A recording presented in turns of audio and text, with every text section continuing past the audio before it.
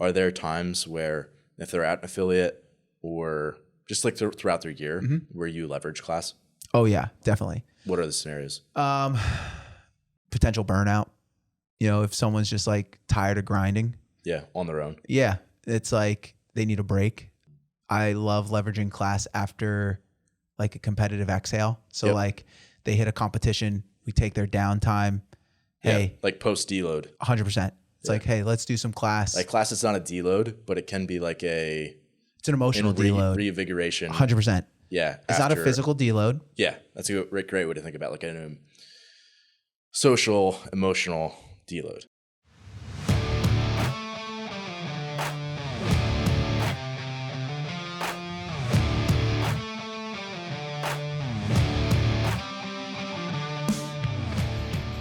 The fitness movement is brought to you by Zor Fitness. We offer coaching and individualized program design, as well as educational content for coaches and athletes. It's all at one place, zorfitness.com. What's up, man? How's it going? It's going pretty good. In the studio for the first time. The Zor motherland. Lumber Capital Athletics. Yeah, so today we kind of want to talk about group classes for the competitive CrossFit athlete. Yep.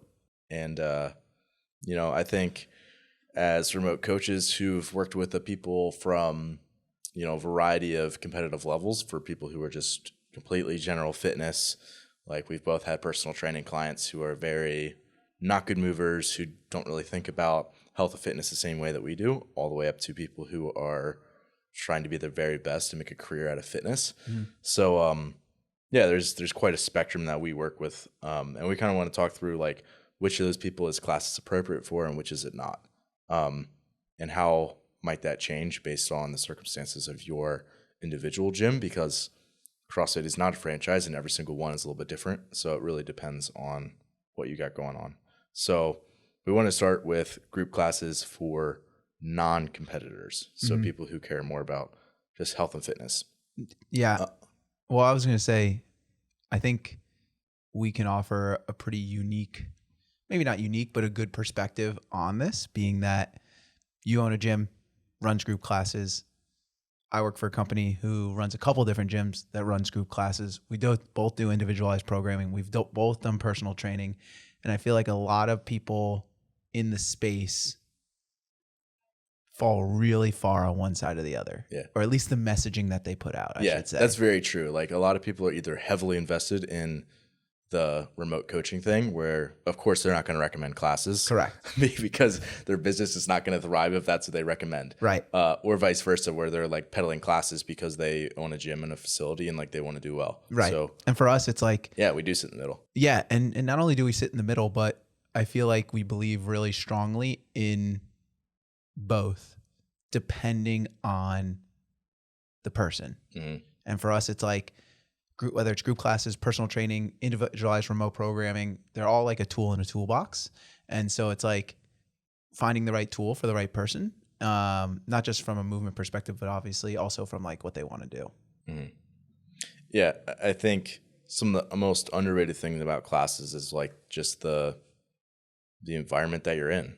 100%. Like you're with other people, and it's way more easy to be compliant with a program when you're doing it with somebody else. Like right.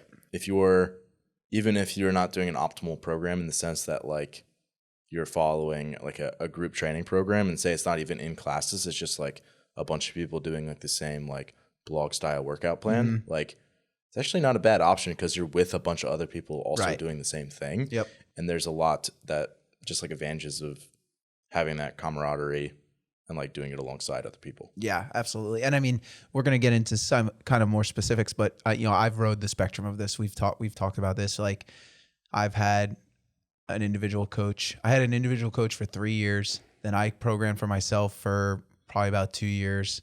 And then now it's at the point where between kids and work, it's like, okay, not only do I feel like I don't want to find the time to dedicate towards, trying to train 2 to 3 hours a day. And so it's like, all right, I got an hour. My personal goals are not as surrounding the sport as it was last year, the year before that. And so I take class. And so it's like, I've been able to do all of those. And for me personally now, it's like very similar to what you said, right? Like I could work out on my own and I'd get the job done, and I'm probably more productive than the vast majority of the public working out by themselves, right? But it's way more fun for me to be in class. And for me, it's way more fun to be in class because I don't have these like big athletic goals at this point in my life any longer. Yeah. And also like for me personally, like there's times where, yeah, like I still have competitive goals. So like, and we're going to get into this, but obviously class isn't always appropriate for people who are trying to compete in the sport. Right. But, because it probably should be written for people who don't want to compete in the sport. Right. We can debate that, but I would definitely argue about that with anybody.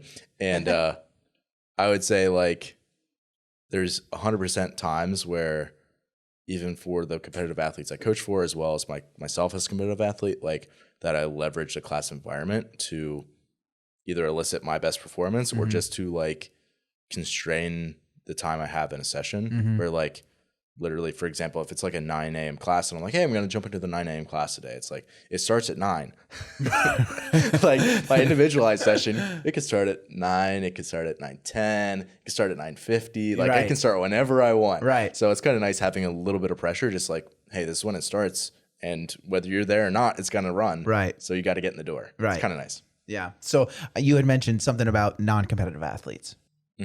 Yes. So let's go there first. I think this is a really important maybe contrast to the competitive athletes as well. So generally when I say non-competitive, it's like, to me, like I've said this before, but I don't think there really is such a thing as like a GPP, like athlete sort of thing. Like, like everyone has a goal. Right. Like it's just like their goal might be to be able to play with their grandkids or to go hiking on the weekends or to look good naked, but that's not like general. Well, yeah, it's like a general fitness program can feed into those goals, but their goals are not to be generally fit.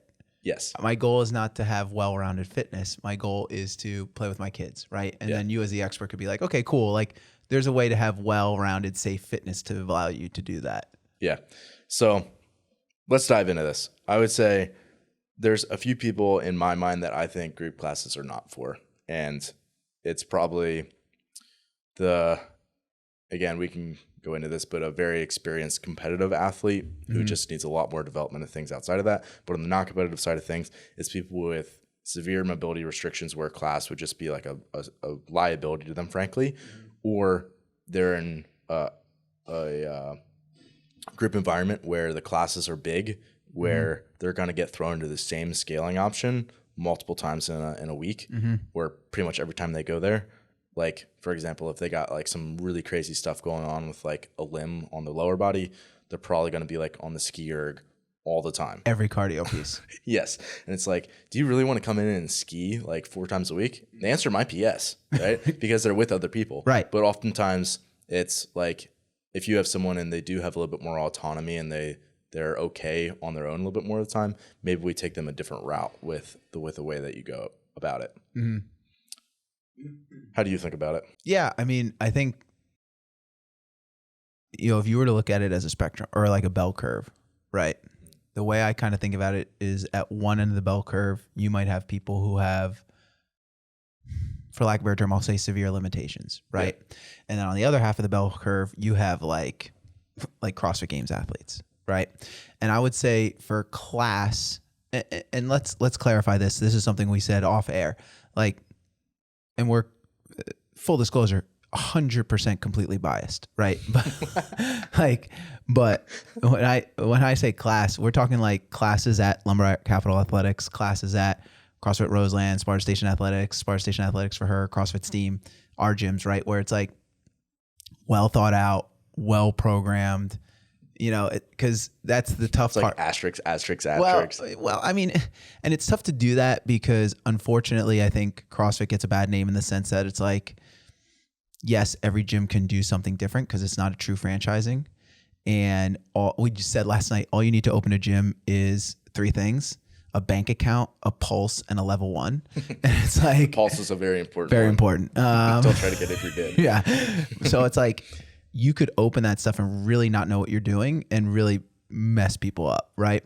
But that could happen at like boot camp, exactly YMCA, right. So trainer. That's not unique to CrossFit in that regard.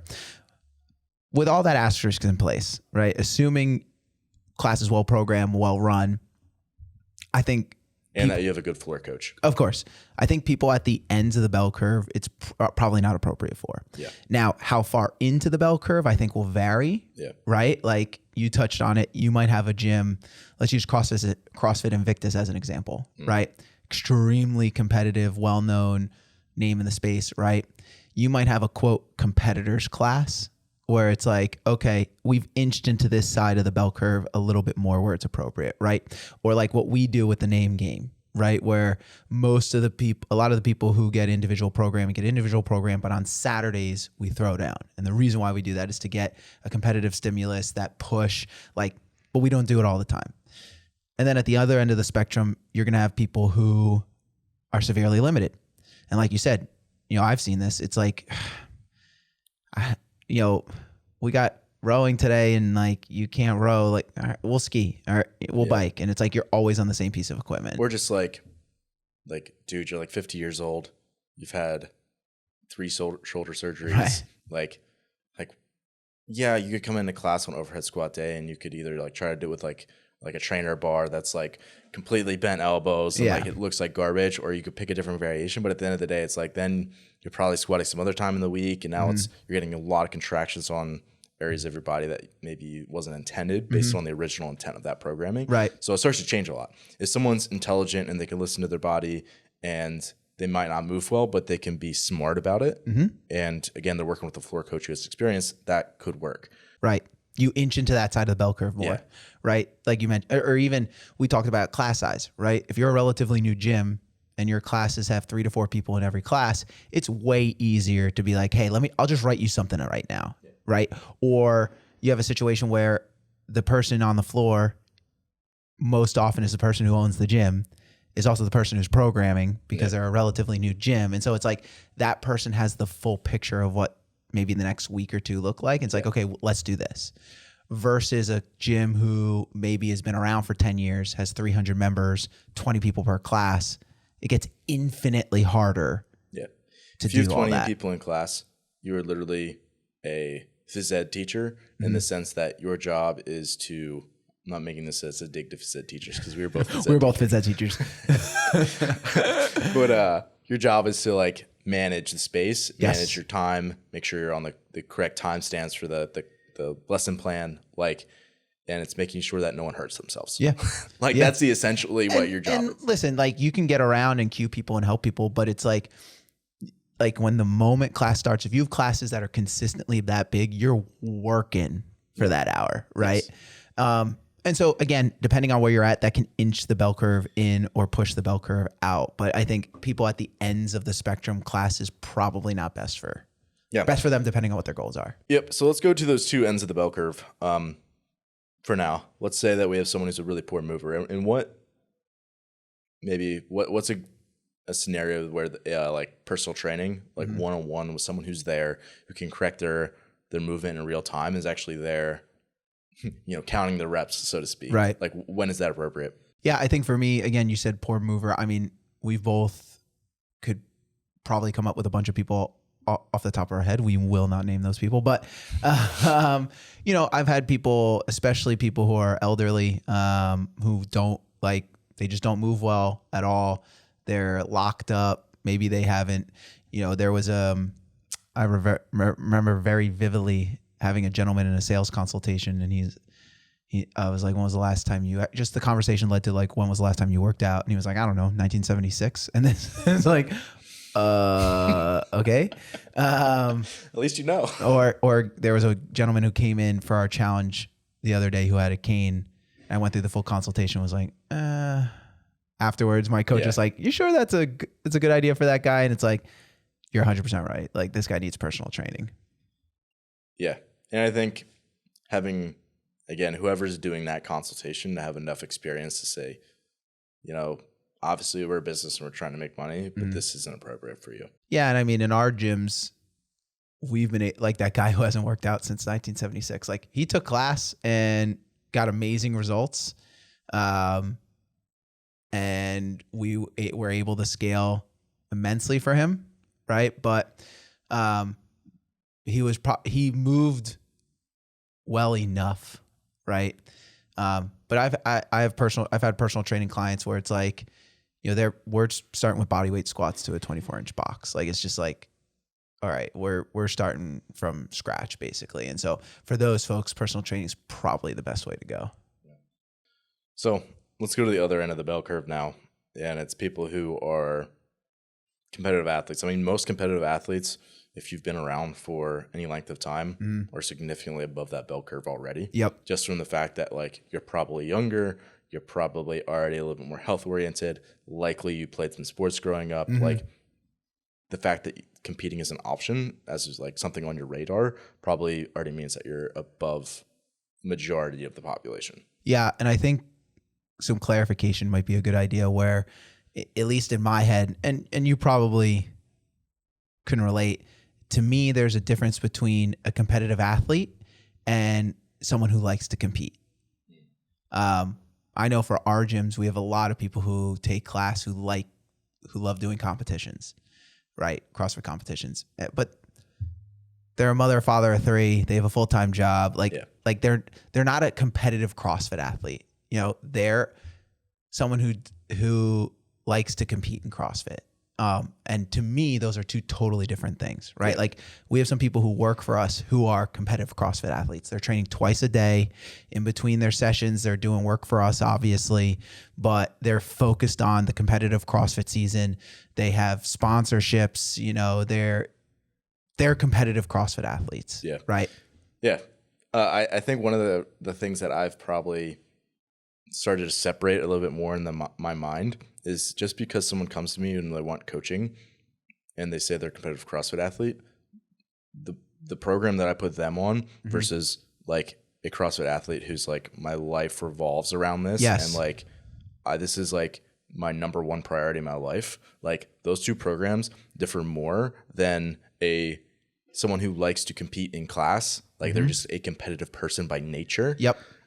And the person who says they want to compete. Like those two programs look more similar than the two people who call themselves CrossFit competitors who have very different lifestyles and very different priorities set in place. Yeah. So like the second two you mentioned, right? Someone who wants to be a competitor versus someone who wants to take class because they like competing in class and like being competitive.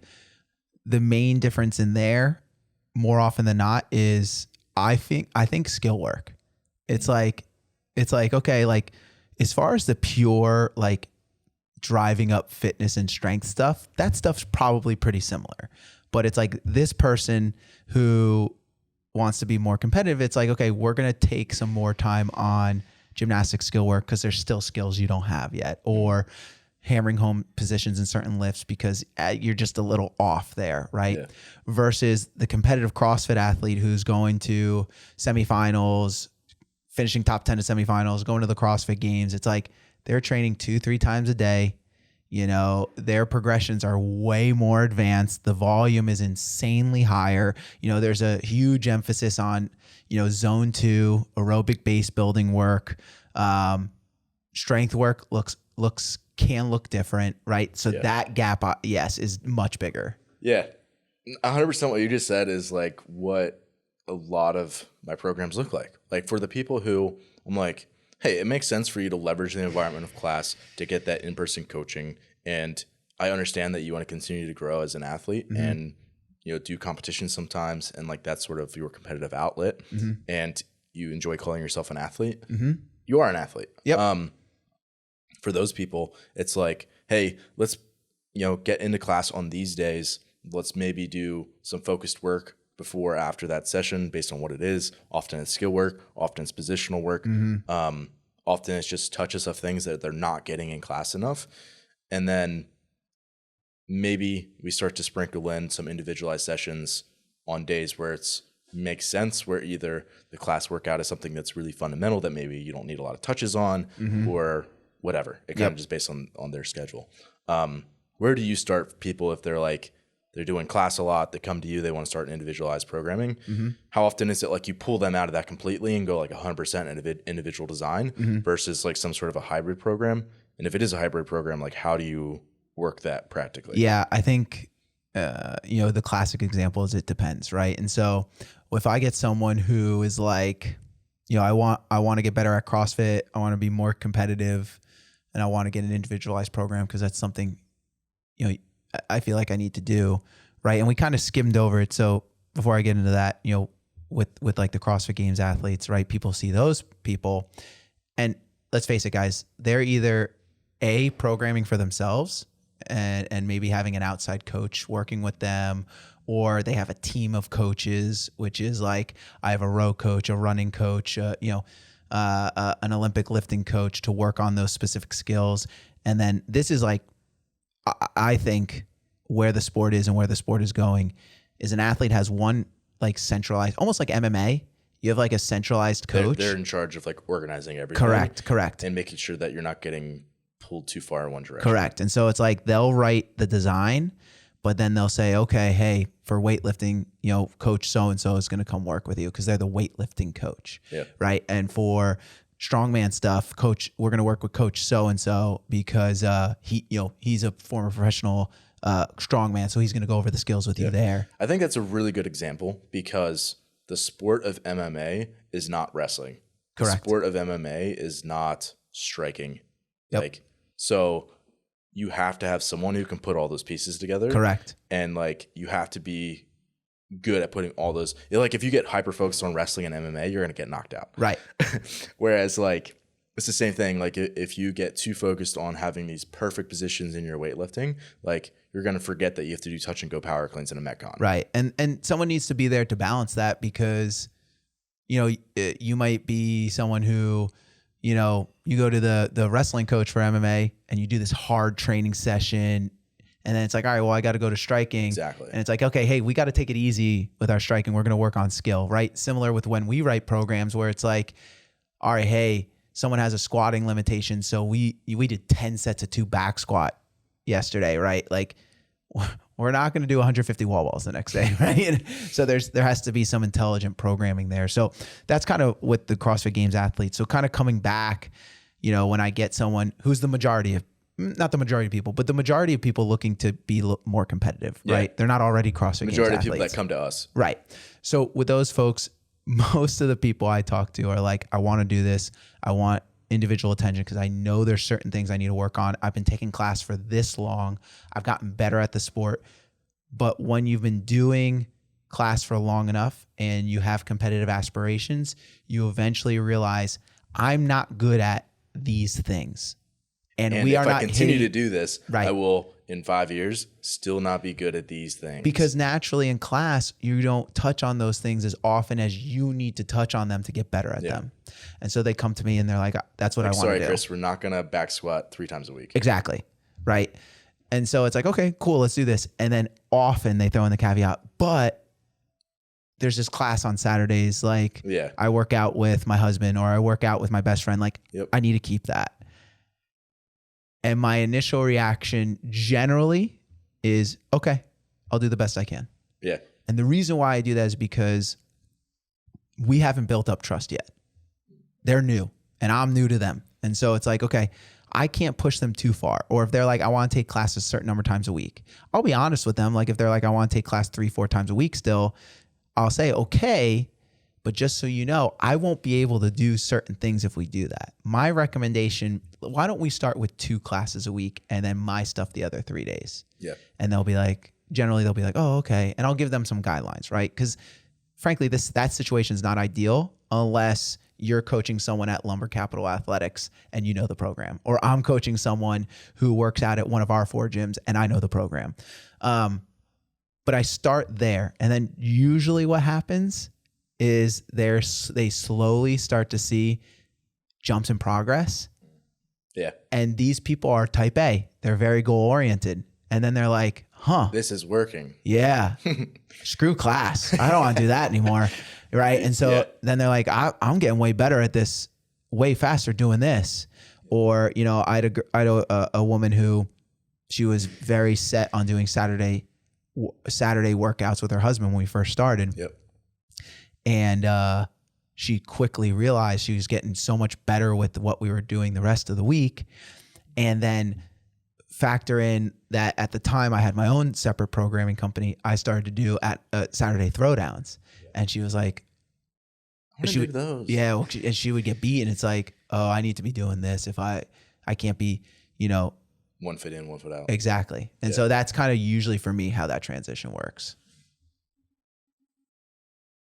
So at least for me, I'm guessing this is also your experience, is a lot of the people that I work with who are not members here, because I wrote the programming here. So it's so nice to have, oh, this is what the next week is. And I know this is what the next month is going to look like in terms of priorities. And I know this is where the map of the entire year goes. So I have all of the context for that. Right. And I know exactly what it's going to be. So it's super easy for me to tailor that to what they need. So the people that go here, it's like an ideal scenario where I can mix and match exactly how I want to do it. And knowing their schedule, we can completely play with that. Yep. But most of the time, that's not the case. So if we are in the remote coaching setting where that person's not at your gym and they're like, well, I'd love to keep a touch on class, right? And do it individual sessions 3 times a week and do class twice a week.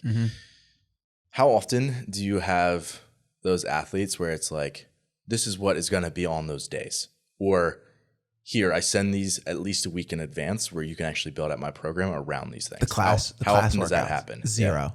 Yeah, that's been my experience. Never. It's like, even if that gets said, it never happens. Never happens. I am completely blind every single time I've had an athlete in an affiliate other than my own. Which is tough. Yeah. It's super tough. It's tough might be an understatement. It's you're completely guessing as a coach. Yeah, and I think unfortunately you have to kind of set that expectation. Like, hey, just to let you know, like we can start this and we'll do what we can. I'm shooting blind here. Yeah. And so because of that, I'm going to do. It's like writing a program without any feedback. Yeah. Actually, maybe worse because you're probably going to have interference with what they actually program in class. Well, and that's exactly it. And so you have to be super intelligent about, I say intelligent, but again, you're shooting blind. Intelligent about like, okay, well, what do I put on what days then? And how much do I put on those days? Right? Because it's like knowing that they're going to get a dose of who knows what. Right? Like I can't give them 100 chest to bars in a workout. And then it's like the next day they have chest to bars. And it's like, oh, you're doing 100 again. Oh, okay. Yeah. And oftentimes that athlete will do them. 100%. They'll just do it. Yep. Like, you didn't want to modify that at all. Right. But again, it has to be the conversation because in those examples, and I try very, very hard to set expectations because we've been doing this long enough where people, unfortunately, and not people necessarily we've worked with, but I've heard stories where it's like, oh, my friggin' coach, blah, blah, blah, blah, blah. Or, and it's like, that exists, right? In every profession, there are people who are not good at what they do, but it's like, you're setting your coach up for failure, potential failure, higher increased rate of failure, because they don't know what those other days look like, right? And so setting the expectation of like, hey, this is what we're going to do. Because of that, there's a chance this scenario could arise. If that arises, do not. This is your job. Right. Is to not do the same thing. Right. In an irresponsible volume back to back. Right. And then if that were to happen, as a coach, you've set yourself up, not to say I told you so, but kind of say I told you so. Not to say I told you so to stick it to the client, but kind of be like, hey, all right, we're here. We're going to rehab this issue. Yeah. We talked about this though, and this is why we talked about it. Yeah, often you can't tell them. You have to like let them see it first. Yeah. And that's the way it is with a lot of things. Like I can't tell somebody that they have to do muscle up development 3 times a week, but when they don't go to quarterfinals because they didn't have it for the open, it's like, do you want to go to quarterfinals? And right. That becomes a really easy conversation for that. Right. It's the same sort of thing. Like, hey, I told you this was going to be the case. Like, here it is right in front of you. Yeah. And you don't have to make it I told you so conversation. It could be like, no, I don't think it is that way. It's more like, hey, last time we talked, you said these were your goals. We're working to get towards though, but this is kind of working against what we talked about. Right. And so if your goals have changed or your priorities have changed, that's totally fine. Just let me know. We'll change things up. But if they haven't changed, then we need to make some adjustments. And this is why. Is that something you're willing to do? Mm-hmm. So let's say we got a more experienced CrossFit athlete. Are there times where for those people who are, let's say they're very rarely in classes. So you're writing mostly individualized sessions for them. Are there times where if they're at an affiliate or just like throughout their year where you leverage class? Oh yeah, definitely. What are the scenarios? I mean, I had an athlete who was, potential burnout. You know, if someone's just like tired of grinding. Yeah, on their own. Yeah, it's like they need a break. I love leveraging class after like a competitive exhale. So like they hit a competition, we take their downtime. Hey, like post deload. 100%. It's like, hey, let's do some class. Like class is not a deload, but it can be like it's an emotional deload. Reinvigoration. 100%. Yeah. It's not a physical deload. Yeah. That's a great way to think about like a social, emotional deload. Right. Because a lot of times, I mean, in a remote setting, a lot of these athletes are working out by themselves. Now you have the occasional athlete, like I know one, like we talked to Blair a while back. She has a woman, Raina, who they link up and she does all her workouts. Now they scale for her, right? But for Blair, that's awesome. Just have another person there. Yeah. But that's not necessarily the scenario for a lot of people. For me, who works at a gym, right? When I was doing my own programming, it was great. Me and the staff worked out at 1:00. And so I always had people there. But if you're always working out by yourself, like I have an athlete who works out early, like 5 in the morning. Especially if you're like, it's even helpful to have someone else there in the facility when you're doing your session, even if they're not doing the same thing as you. Yeah. We're social animals. Yeah. Like if I'm doing, muscle ups and snatches on Monday and you're doing back squats, and you're in the rack next to me, I am actually more motivated to keep doing what I'm doing than if you weren't there at all. Right. And so that's kind of what I like to do is like, all right, hey, let's just take an exhale. All right. We've let your body recover. Your brain's recovered a little bit. Get into class, have a good time. Don't think about training. Cause that's the other thing is like when have competitive aspirations, you have to be very intentional about what you're doing. If you want to actually get the results, you have to be thoughtful about your workout, thoughtful about maybe adjusting based on how you feel. Like there's a lot of brain power that goes into that. And so to kind of like throw that to the wayside and say, hey, someone's going to do all this thinking for me and I'm just going in there and I don't care what's on the bar. Yeah, the reason why people do classes in the first place. Exactly. And so I leverage that with my athletes all the time. Post the season, it's like, hey, go take class for 2 weeks and then we'll reconvene. Yeah. Yeah, no, I do that a lot. I think other times that I have here that I think about is travel. Yep. So someone's not going on vacation. Stacy will go to Florida sometimes. I'm like, hey, here's 3 floater sessions that you could do that are individual designed based on your priorities and work these around what they got going on in class. But class is like your goal to to get that in every day. Yep. And like if you get to this other, goodies, great, but that doesn't matter nearly as much as like, hey, go in there and again, oftentimes the reason I do that too is because the gym situation is often completely unknown. Right. We don't know if they have open gym. Like Sam Hagen just went to Turkey. Okay. And it was like, he's like, man, we have no idea what the gym situation is going to be. So it's like, hey, like here's some floater sessions, get these in if you can. And then it's like, yeah. Just do what you can. Do what you can. Literally. Right. So, and you can do, for again, just to speak on someone with competitive aspirations or a competitive athlete, like these are situations where it's like, okay, we have things going on. Let's just maintain fitness during this week. And then because, we've all been there. You take a week off, you travel or whatever, and then you come back and that first session just feels like garbage, no matter, you know what I mean? No matter what. Yeah. And it's like, okay, well, let's just maintain fitness. Let's maintain some workouts, even if it's like 3 times that week. And then you come back and you don't feel bad during your first session and can kind of pick up where you left off. There's nothing wrong with that at all. Yeah. And then I would say the other times that I might do that, again, this is more for like my athletes here because most of the time I don't know the perimeter of the gym. Right. And I'm not going to go out of my way to try to find it every single week. Like that's just unreasonable. Yep. To be honest. But for example, if I know that we're going to test the CrossFit total and we've been going through the strength progression for them and it fits and it makes sense. Yeah. Why not leverage class? Yep. Right. Like the environment's going to be incredible. There's going to be a bunch of people there cheering each other on. Out. Yeah. Yeah. So like, why not, like if it's the time to get amped up and like crush it, Like, why not leverage class? Why not leverage class for Friday Night Lights for the Open? Why not leverage your community of people for a quarterfinals test or something? Right.